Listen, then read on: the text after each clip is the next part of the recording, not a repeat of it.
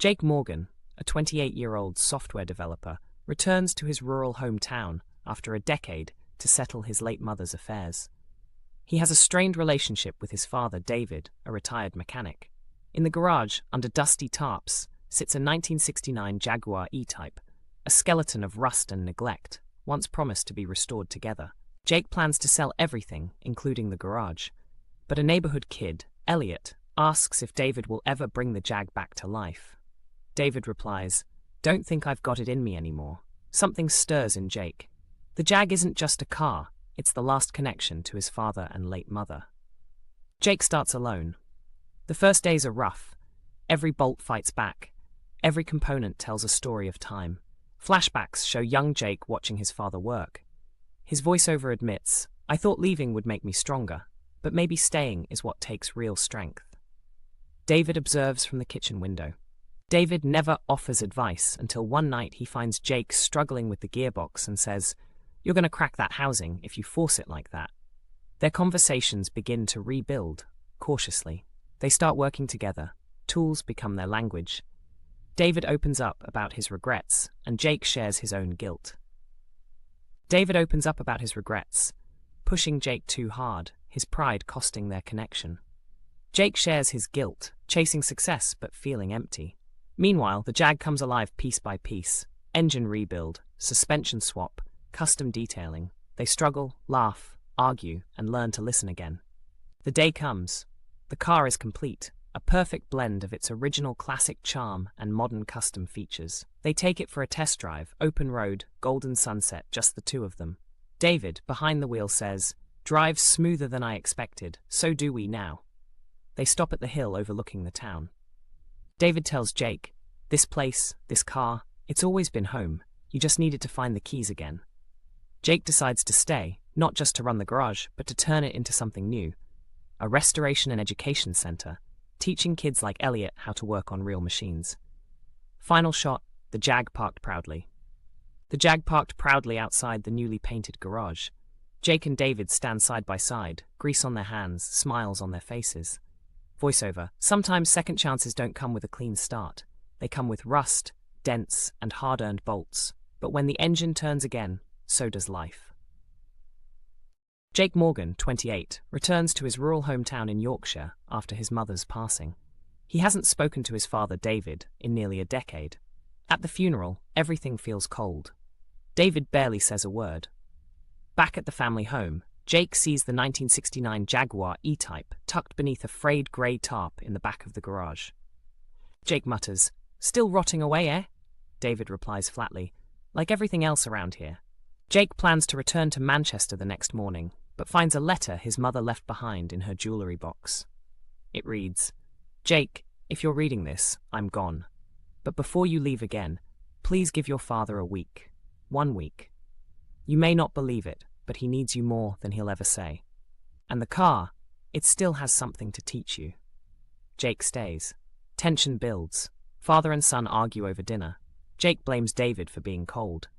David retorts that Jake ran away when he was needed most. But beneath the hurt is a shared silence that speaks louder than their words. Jake quietly uncovers the Jaguar the next morning and begins inspecting it. Rust, seized parts, cracked seats, but the shell still gleams in places. He decides to restore it, not for David, for his mother, and maybe for himself. Elliot, a 14-year-old from the neighborhood, sees him working and offers to help. He's shy, curious, and obsessed with old cars. Jake hesitates, but eventually lets him sweep the floor and pass him tools. David watches from the house. He says nothing. Until Jake snaps a bolt, curses, and David finally speaks. "Angle it left. You're cross-threading the nut." They begin working side by side. Tense, quiet, but working. Flashbacks reveal Jake and David arguing before Jake left for university. Jake wanted to study design. David wanted him to stay and run the garage. You'd rather code pixels than build something real. Jake rebuilds the engine with Elliot while David restores the suspension. They barely speak, but slowly reconnect. Jake finds old photo albums in the loft. Him, age 6, sitting in the Jaguar. His mum and dad on a road trip in '73. An old blueprint of the Jag that Jake drew when he was 10, taped to the garage wall by his mum. Jake puts it back up. David sees it, says quietly, Your mum used to say that was your first blueprint. Maybe she was right.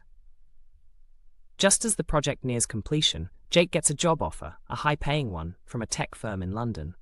He debates leaving again. His girlfriend on the phone says, "You've already done more than enough. He doesn't deserve the rest." Jake finds David late at night, staring at the car. David says, "I tried to raise you like an engine. Logical, practical, but you weren't that. You were the spark, and I didn't know how to handle that."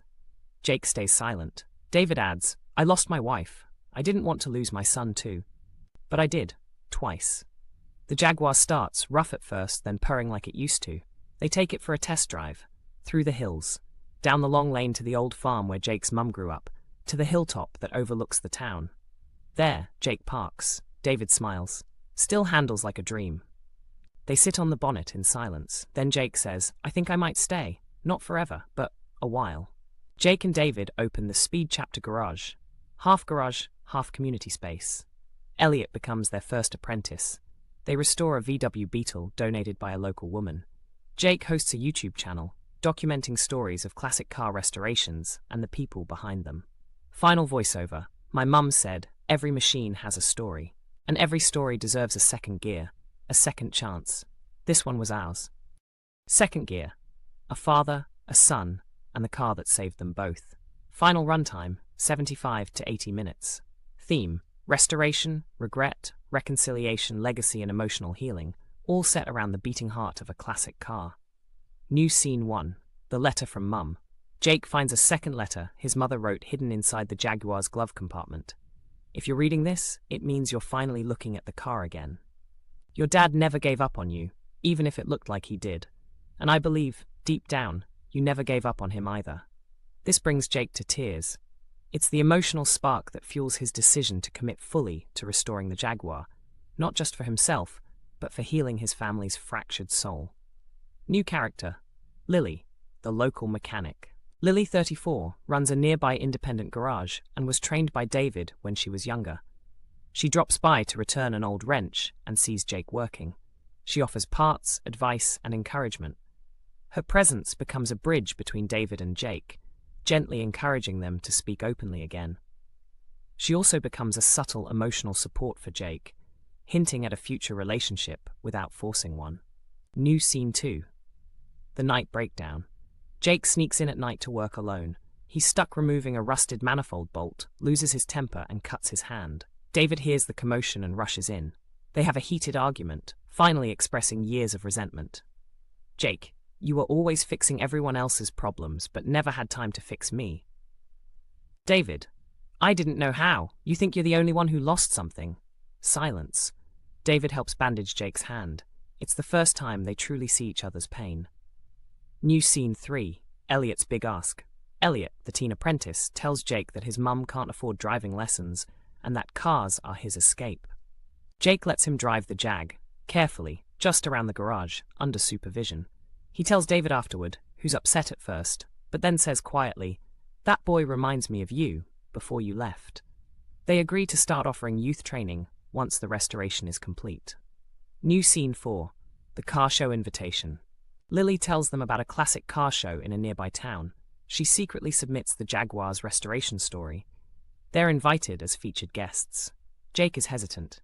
David pushes him. "You built this car, son. Show them what we built together." New scene 5. Speech at the car show. At the car show, people admire the car. Jake is asked to speak during the awards presentation. He steps up nervously. This isn't just a Jaguar. It's the space between two people who forgot how to talk and found their way back through steel and sweat. He thanks David. The crowd applauds. David cries quietly in the background, the first time he's cried in years. They win Best Restoration with Story. New scene 6. A garage reborn. They reopen the garage as Morgan & Son Restorations with Heart. Elliot becomes their first official trainee. Lily joins part-time, offering mentorship for girls interested in cars. Jake starts recording videos for the Speed Chapter, combining car builds with personal stories.